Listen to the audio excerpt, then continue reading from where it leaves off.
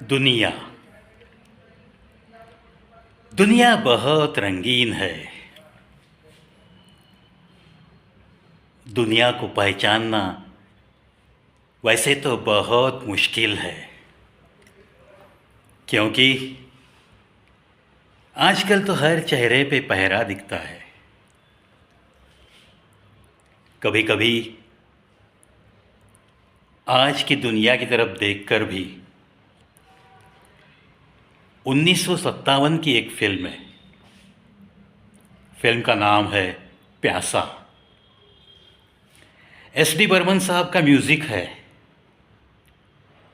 और गुरुदत्त, माला सिन्हा, वाहिदा रहमान। बहुत ही अच्छी फिल्म। एस डी बर्मन के म्यूज़िक कंपोजिशन में मोहम्मद रफ़ी साहब ने गाया हुआ एक बड़ा ही अनोखा गीत है।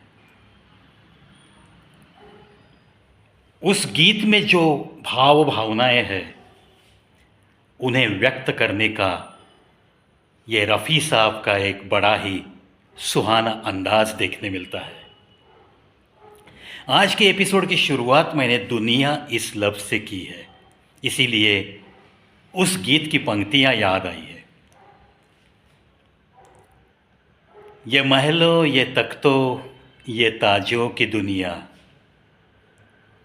ये इंसान के दुश्मन समाजों की दुनिया, ये दौलत के भूखे रिवाजों की दुनिया, ये दुनिया अगर मिल भी जाए तो क्या है। ऐसी पंक्तियाँ। और इस गीत में सब कुछ बताया है कि दुनिया में आजकल मैं क्या देख रहा हूँ। गुरुदत्त जैसे होनहार कलाकार के ऊपर चित्रित हुआ ये गीत साहिर लुधियानवी के लफ्ज़ है। Lyrics writer is the great lyrics writer Sahir Ludhianvi. Sahir ji के बारे में तो रातें बीतेगी, इतनी बातें मैं कर सकता हूँ दोस्तों, लेकिन आज के एपिसोड का वो भाग नहीं है। आज का एपिसोड दुनिया इस लफ्ज़ से है, क्योंकि ये दुनिया बहुत अलग अलग रंग हमें दिखाती है। कभी कभी ये दुनिया इतनी ताज्जुब में डालती है कि हम हैरान होकर देखते रहते हैं। अरे यार, ये ऐसे कैसे हो गया, मैंने तो सोचा भी नहीं था। अरे इन लोगों के चेहरों की तरफ देख के ऐसे तो लगता नहीं।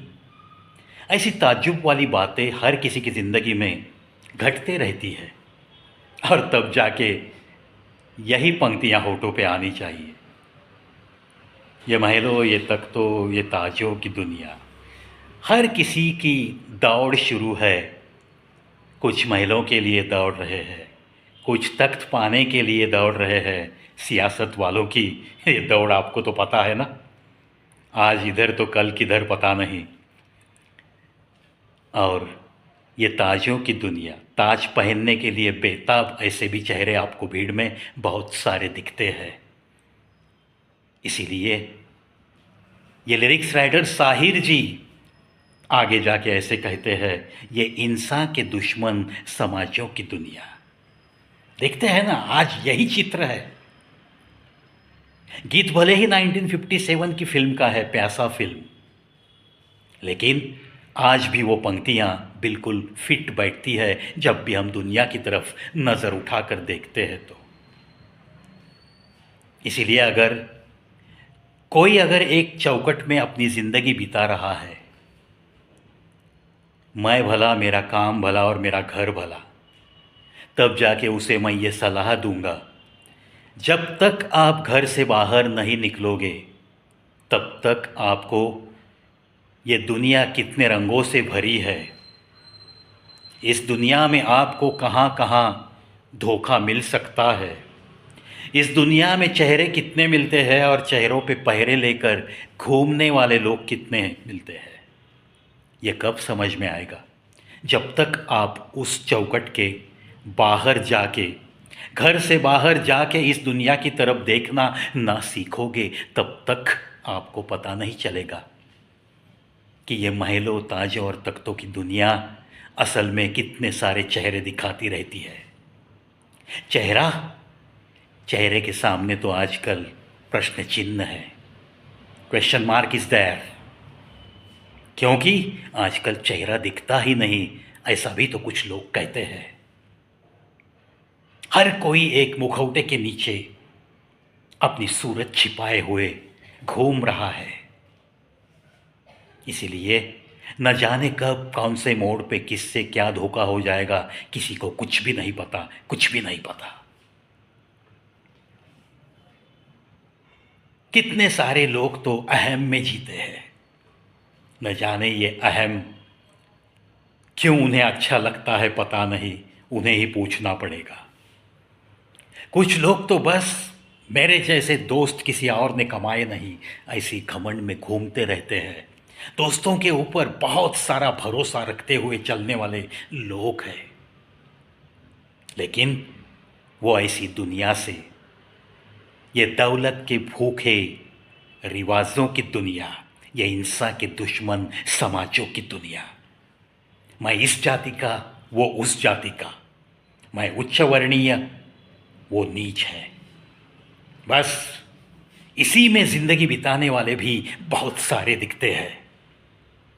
खुद को कोई इंसान समझने के लिए तैयार नहीं है। खुद के दिल में देश प्रेम की ज्वाला प्रज्वलित करते हुए खुद को सिर्फ हिंदुस्तानी मानने के लिए भी कोई भी नहीं मिल रहा है आजकल। इसीलिए जो लोग अहम में जी रहे हैं, जिन लोगों को अपनी दोस्ती के ऊपर नाज है, उनके लिए मैं एक किस्सा बताने जा रहा हूं। हालांकि ये किस्सा है the great Bollywood artist Amjad Khan ji का है। गब्बर सिंह की जो भूमिका निभाई है उन्होंने 1975 की यह फिल्म शोले, कौन भुलाएगा। ऐसा किरदार, गब्बर सिंह का वो किरदार निभाया है अमजद खान जी ने, और एक भरी हुई सी स्टार कास्ट लेकर सिप्पी साहब ने ये फिल्म बनाई थी। अमिताभ बच्चन, धर्मेंद्र जी, हेमा मालिनी, जया भादुरी जी, संजीव कुमार जी, अमजद खान जी, बहुत बढ़िया चली फिल्म। उस फिल्म का ये किरदार निभाने वाले गब्बर सिंह यानी कि हमारे अमजद खान का ये किस्सा है। उनका एक इंटरव्यू चल रहा था और इंटरव्यू लेने वाली उस लेडी ने उन्हें पूछा कि अमजद खान जी, आजकल तो दुनिया आपको गब्बर सिंह नाम से पहचानती है, अमजद खान ये नाम कहीं पीछे पड़ गया, ऐसे नहीं लगता?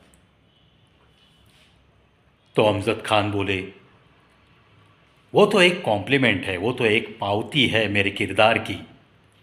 मैंने जिस तरह से वो भूमिका निभाई है, इसलिए लोग मुझे अमजद खान कहे या गब्बर सिंह कहे, मुझे तो एक सर्टिफिकेशन करती है ये दुनिया।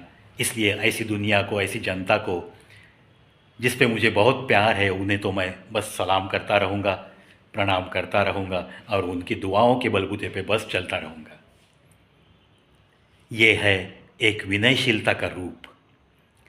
आगे जाके वो इंटरव्यूअर, वो लेडी अमजद खान जी को पूछती है कि सब लोग कहते हैं कि अमजद खान एक अच्छा दोस्त है, दोस्ती के बारे में आपका क्या कहना है?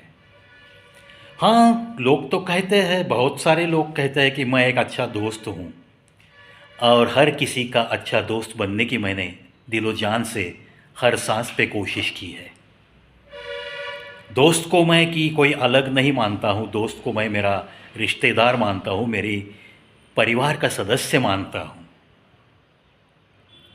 फिर इंटरव्यूअर बोलती है, क्या वैसे ही आपके दोस्त के सबके दिल में आपके लिए उतनी ही जगह है?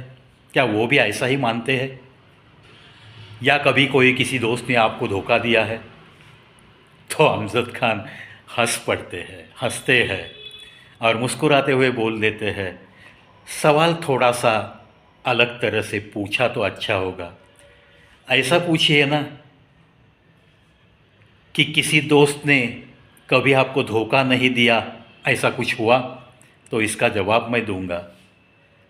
हर दोस्त को मैं तो परिवार का सदस्य मानता रहा, लेकिन बहुत सारे दोस्तों से बस धोखा खाता रहा, धोखा खाता रहा, धोखा ही खाता रहा। ये अगर हालत एक बॉलीवुड के टॉप मोस्ट स्टार की है, अमजद खान जी की, और ये इंटरव्यू अगर 35 साल पुराना, 40 साल पुराना इंटरव्यू है, आज क्या परिस्थिति बदल गई है? नहीं। तब भी ऐसे दोस्त थे, आज भी ऐसे दोस्त मिल सकते हैं। आखिर ये नसीब नसीब की बात है। इसीलिए ना दोस्ती के बारे में कोई अहम चाहिए और ना ही किसी रिश्ते के बारे में अहम चाहिए। जब तक ये दिल का अहम आप बाहर निकाल कर फेंक नहीं देते, तब तक आपकी कोई तरक्की नहीं हो सकती। ये उतना ही सच है जितना हम मानते हैं कि कष्ट किए बिना किसी को भी किसी भी तरह का सुख नहीं मिलता, किसी भी तरह का सुख नहीं मिलता।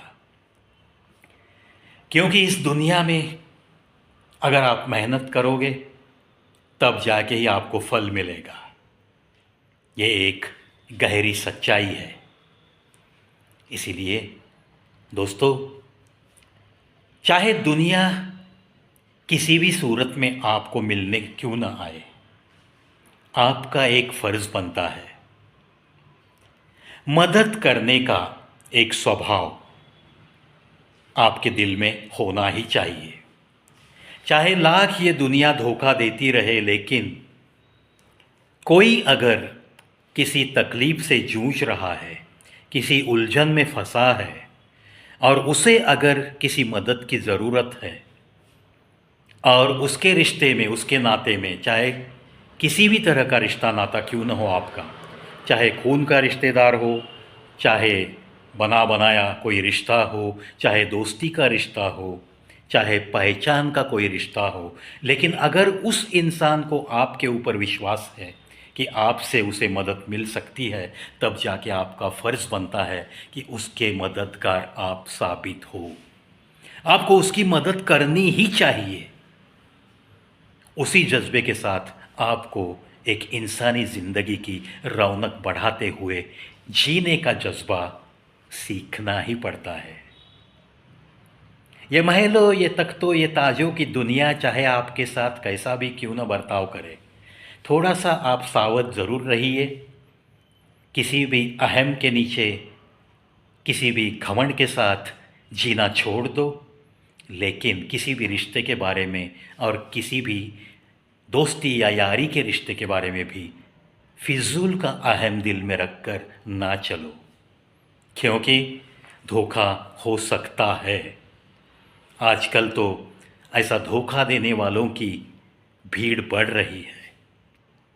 कभी कभी कुछ लोग कहते हैं, मैं ही क्यों मददगार साबित हो जाऊं किसी और के लिए।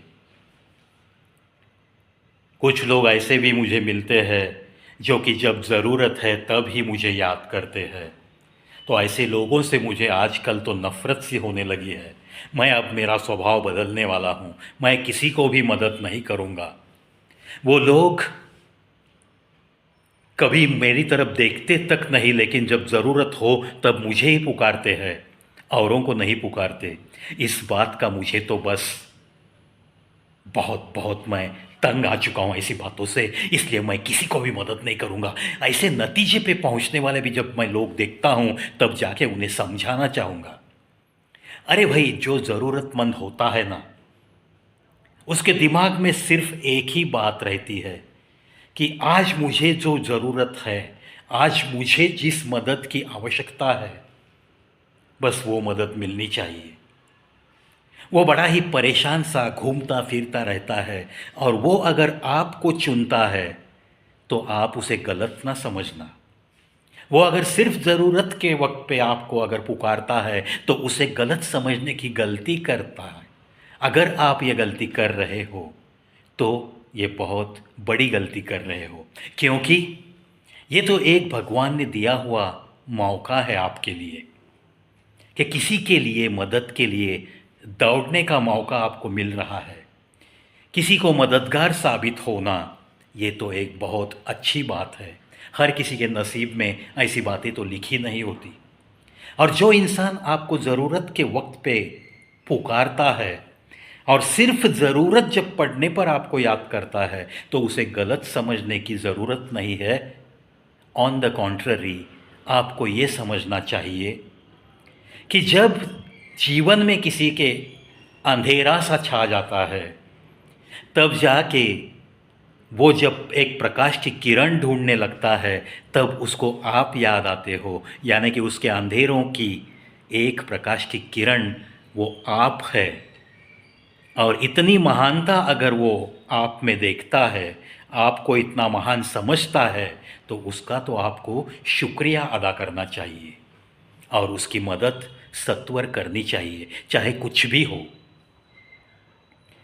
बस यूं ही ऐसी ही कुछ छोटी छोटी सी बातें, लेकिन बड़ा गहरा अर्थ लेती हुई और दिल में जतन करने जैसी कुछ बातों का खजाना, यानी कि कवि प्रवीत शो यूट्यूब चैनल का ये बस यूं ही सेगमेंट।